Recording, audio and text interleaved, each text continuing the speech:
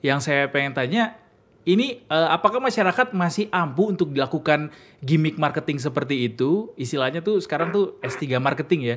S3 marketing seperti itu apakah saat ini tuh masih bisa dilakukan dengan cara seperti itu atau sudah pada titik jenuh nih masyarakat untuk menghadapi modal-modal gimmick marketing S3 marketing kayak gini?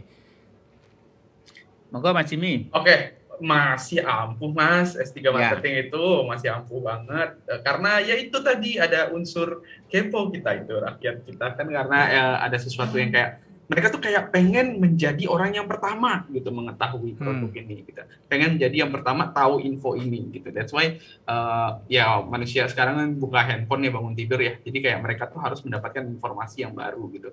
Dan gimmick-gimmick itu masih berlaku, tapi tinggal gimana caranya kita menyusun strategi yang tidak membosankan gitu. Tidak menyusun strategi yang sama seperti yang udah ada sebelumnya gitu.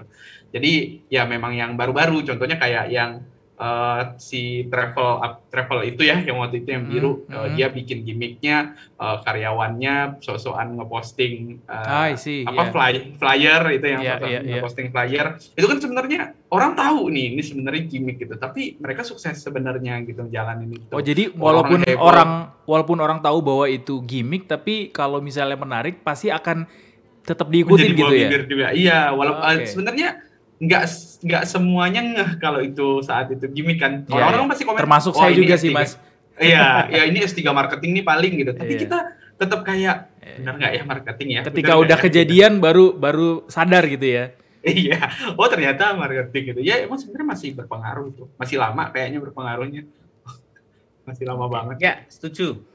Ya, kenapa? Karena tadi itu ya setiap orang punya media sekarang dan setiap orang itu gampang men-forward konten atau pesan gitu ya. Jadi kita bikin apapun, tersembunyi apapun itu bisa menjangkau audiens yang besar dalam waktu yang pendek gitu ya. Kalau dulu kan S3 marketing kan kita lakukan secara fisik kan jangkauan audiens yang tahu kan nggak begitu besar ya. Kita ini ide, ya kuncinya itulah, currency-nya adalah sesuatu yang unik, sesuatu yang out of the box, sesuatu yang kontroversi gitu ya.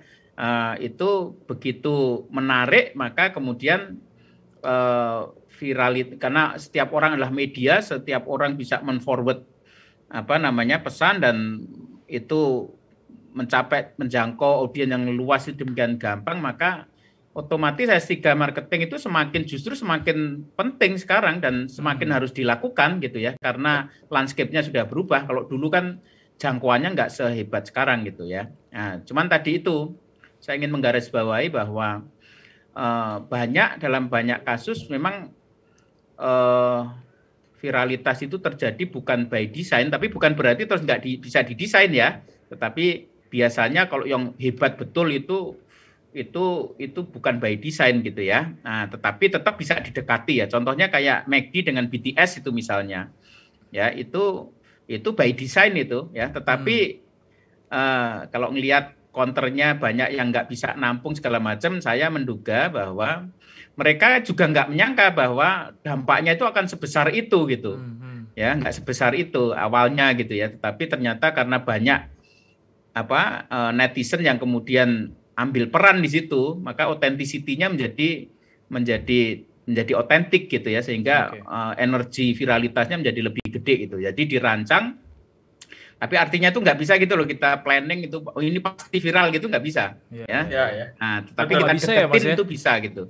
Kita deketin bisa. Makanya S3 marketing itu menurut saya dalam juga ranah horizontal marketing di mana peers itu menjadi penting, itu semakin relevan, justru semakin powerful gitu.